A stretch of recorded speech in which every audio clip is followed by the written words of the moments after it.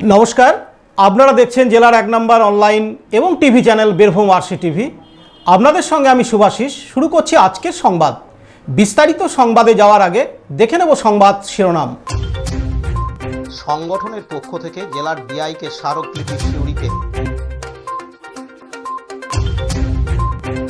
তৃণমূল নেতার আত্মসমর্পণ দুবরাজপুর আদালতে। বীরভূম জেলা কিষাণ কমিটির কর্মী সভা ইলামবাজারে। মহরম উপলক্ষে খয়রাশোল থানায় সমন্বয় বৈঠক। এবার সংবাদ বিস্তারিত।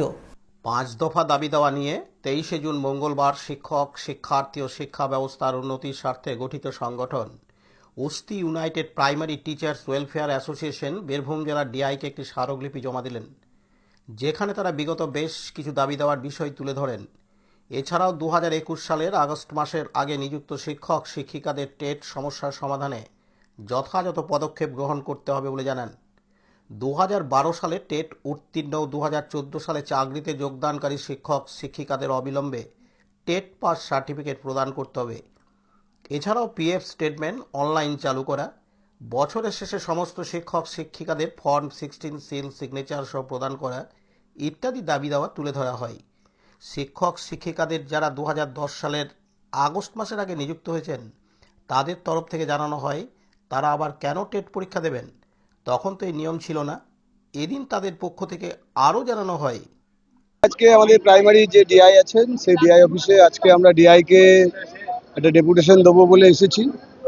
এবং আপনারা সবাই জানেন যে মাননীয় সুপ্রিম কোর্ট একটা রায় দিয়েছেন যে প্রাথমিক শিক্ষক যারা আছেন সেই শিক্ষক শিক্ষিকাদেরকে একটা টেট পরীক্ষার মধ্যে দিয়ে তাদের যোগ্যতা মান প্রমাণ করতে হবে।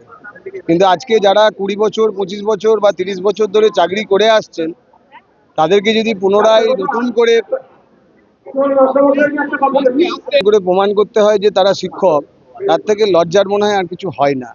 আর যে শিক্ষক সমাজ সমাজের মেরুদণ্ড বলে পরিচিত, সেই শিক্ষক সমাজকে আজকে একটা সুপ্রিম কোর্টের যিনি জাজ তিনিও একদিন না একদিন কোনো শিক্ষকের কাছে পড়াশোনা করেই সেই জাজের জায়গাতে গিয়েছেন, কিন্তু তার এই ন্যূনতম জ্ঞানটা হয়তো হয়নি। সেই মানে কি বলবো, এই জায়গাতে হয়তো যে শিক্ষক তাকে পড়িয়েছিলেন তারই ভুল ছিল। তো বা তিনি পরবর্তীকালে সঠিক শিক্ষা যদি নিতেন তাহলে জানতে পারতেন যে টেট বা যে কোনো পরীক্ষা, যখন আমরা যে কোনো পরীক্ষা দিই সেই পরীক্ষাটার একটা যোগ্যতা মান স্থির করেন সরকার পক্ষ থেকে। তা আজ থেকে যারা 2010-এর আগে যারা পরীক্ষা দিয়েছিলেন তাদের জন্য কিন্তু যে যোগ্যতা মান সরকার পক্ষ স্থির করেছিলেন সেই যোগ্যতা মান দিয়েই তারা পরীক্ষা দিয়েই তারা কিন্তু চাকরিটা পেয়েছিলেন। কিন্তু হঠাৎ করে যদি বলে যে আবার তাদেরকে টেট দিতে হবে, এটা একটা অনৈতিক ব্যাপার। আমরা তার জন্য আন্দোলন করছি, রাস্তার আন্দোলনে আছি, আমাদের আইনি লড়াইও আমরা লড়ছি এবং আমরা বিশ্বাস রাখি, আমাদের সংগঠন এই বিশ্বাস রাখে এই লড়াই আমরা জিতবই। উক্তা জিন্দাবাদ, সংগ্রামী যৌথ মঞ্চ জিন্দাবাদ। আমার নাম সোমরাজ ঠাকুর।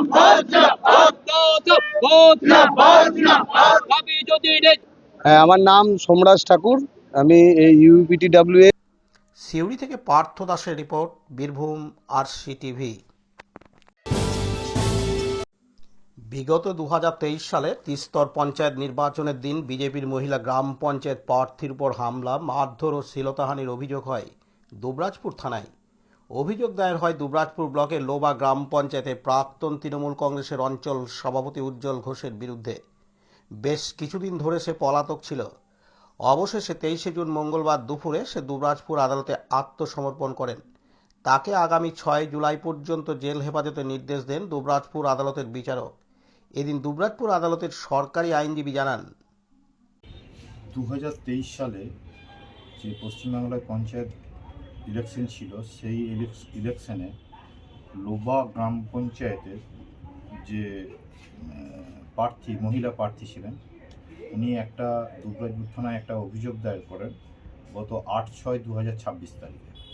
উনি অভিযোগ করেন যে 8/7/2023 তারিখে বেলা 1টার সময় পঞ্চায়েত ভোট চলাকালীন এই উজ্জ্বল ঘোষের নেতৃত্বে বেশ কিছুজন ব্যক্তি তার উপর চড়াও হয় এবং তাকে মারধর করে এবং তাকে শারীরিকভাবে হেনস্থা করা হয়, শ্লীলতাহানি করা হয়।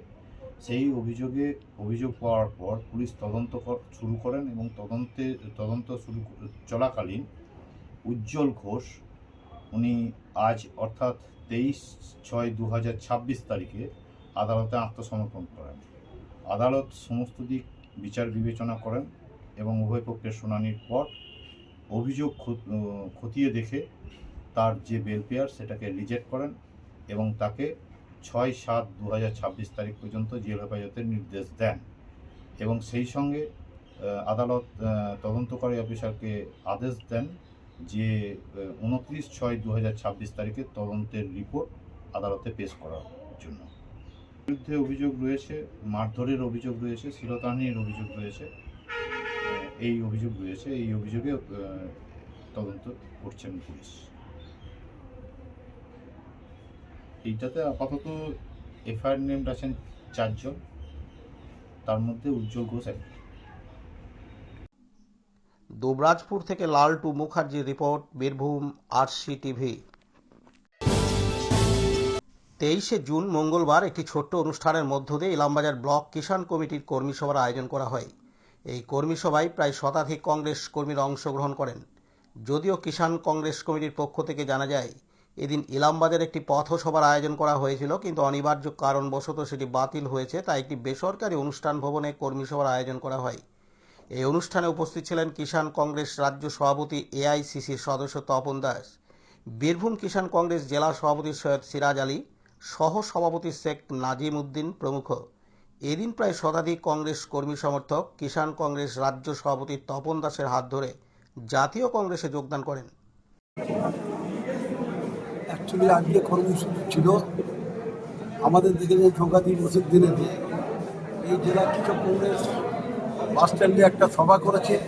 সেখানে কিছু বিজেপির লোকজন পুলিশকে নিয়ে একসাথে আমাদের লোকেদের উপর লাঠিচার্জ করে এবং তারপরে আমাদের নেতৃত্ব থানায় যায়, এটা নিয়ে প্রতিবাদ করার পরে আজকে একটা প্রতিবাদ সভা, এটা কৃষক কংগ্রেসের তারই প্রতিবাদ সভা এবং আমাদের ইচ্ছে ছিল বড় মিছিল করে এলাকা পরিক্রমা করব। প্রশাসন থেকে পারমিশন দেওয়া হয়নি, কারণ প্রশাসন দেখছে সেদিনকে যেটা অন্যায় করেছে বিজেপি সাথে থেকে, সেই ভয়তে পারমিশন দেয়নি। তাহলেও আজকে এখানে কয়েকশো আমাদের কৃষক কংগ্রেসের কর্মীরা এসছেন এবং জেলা কংগ্রেসের নেতৃত্বরা রয়েছে এবং এখানে প্রায় 200 পরিবার জেলা কংগ্রেসের সহসভাপতিদের হাত ধরে এবং আমার সাথে থেকে জেলার কিষাণের চেয়ারম্যান সাথে থেকে আজকে জয়েন করেছেন। কারণ এখানে আজকে প্রতিবাদ সেটাই, সেদিন যেটা অন্যায় করেছে তার প্রতিবাদে আমাদেরকে বলেছিল রাজ্য কংগ্রেসের নলেজের ব্যাপারটা সম্পূর্ণ আছে, শোনার সাথে সাথে আমি এখানে এসেছি এটার প্রতিবাদ করতে। দাদা, কালকে রাজ্যে বাজেট পেশ হয়েছে, কি বলবেন?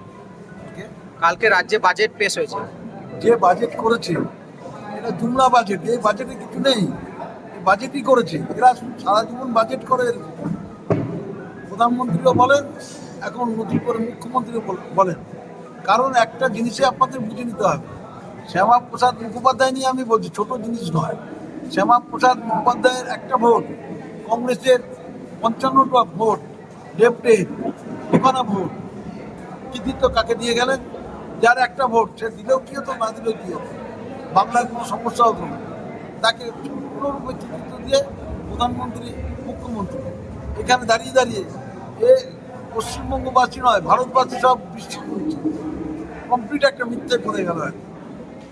মানে যেটা এই দেশের জন্য যারা করেছে। এবং শ্যামাপ্রসাদ মুখোপাধ্যায়ের ইতিহাস করলে আপনারা আরও অনেক কিছু দেখতে পাবেন। ব্রিটিশের সাথে থেকে কিভাবে কি করেছে, কিভাবে আমাদের আন্দোলন মনকে সমর্থন করেনি, ব্রিটিশের মনকে সমর্থন করিয়েছে, আন্দোলনকে দেশের অত্যাচারকে সমর্থন করেছে। অনেক ইতিহাস এতে।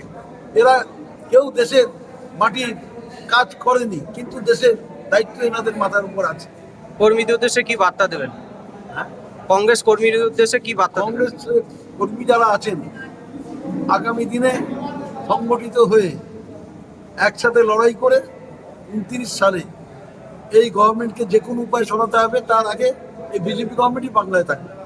যতই বড় বড় কথা বলে, মিথ্যের ওপর তো বসে রয়েছে। প্রধানমন্ত্রীও মিথ্যে বলেন, মিথ্যে বলে এসেছিলেন, আবার এখানে মুখ্যমন্ত্রীও মিথ্যে বলেন। অনেক প্রতিশ্রুতি দিয়েছেন, বড় বড় কথা বলতে ইলামবাজার থেকে কাজী আমিরুল ইসলামের রিপোর্ট, বীরভূম RCTV। 23শে জুন মঙ্গলবার খয়রাশোল থানায় বিভিন্ন মহরম কমিটির সদস্যদের নিয়ে একটি সমন্বয় বৈঠক অনুষ্ঠিত হয়।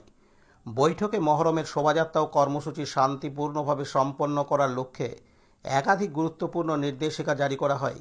পুলিশ প্রশাসনের পক্ষ থেকে জানানো হয়, শোভাযাত্রায় ডিজে বক্স বাজানো, অস্ত্র বহন, মদ্যপ অবস্থায় অংশগ্রহণ, মোটর সাইকেল নিয়ে মিছিলে যোগদান এবং বাজি ফাটানো সম্পূর্ণরূপে নিষিদ্ধ।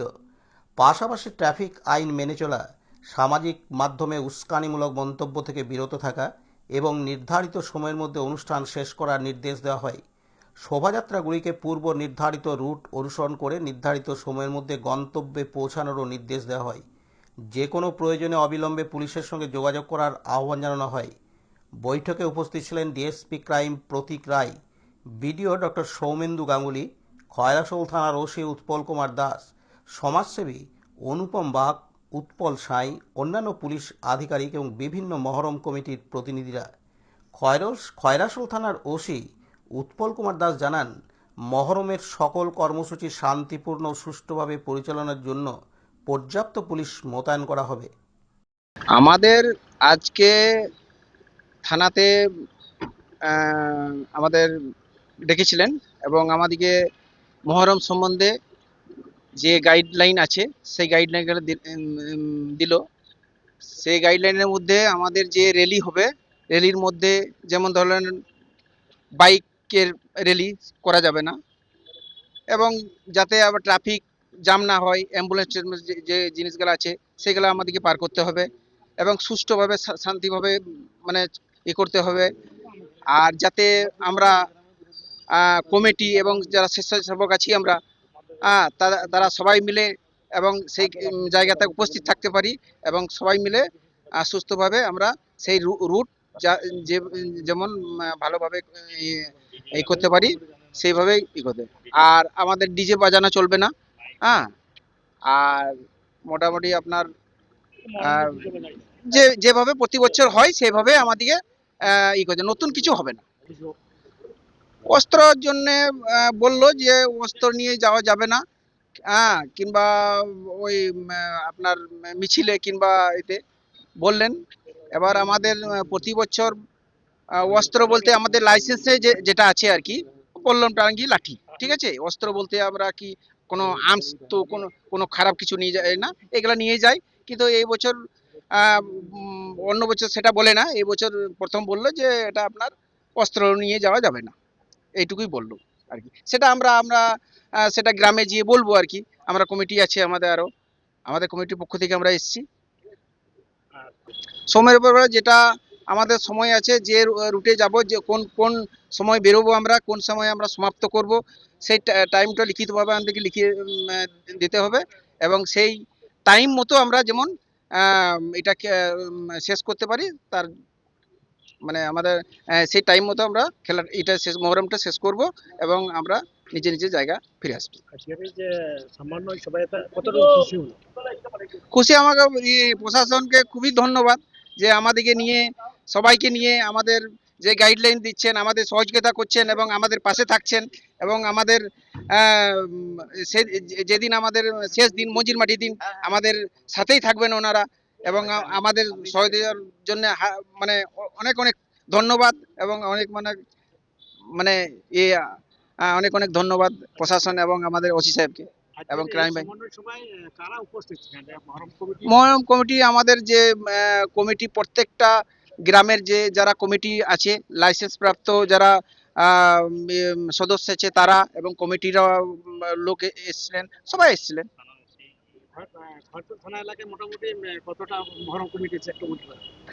খয়রাশোল থানায় কতগুলো গ্রাম কমিটিতে? ওই আপনাদের ওই 13টা আছে, 13টা বললো, আমাদের আছে অনেক 3-4 জায়গায় মহরম হয় না, সেগুলোকে বাদ দিয়ে বাকি 13টা আছে। হলেন। আপনার নাম? আমার নাম জামাল উদ্দিন খান, আমি মাটিয়ালা কোয়ার্টারপাড়ার কমিটির সদস্য। খয়রাসুল থেকে বিপিন পাল ও অভ্রদীপ ঘোষের রিপোর্ট, বীরভূম আরসি টিভি। আজকের সংবাদ এই পর্যন্ত। পরবর্তী সংবাদের জন্য চোখ রাখুন বীরভূম আরসি টিভির পর্দায়। নমস্কার।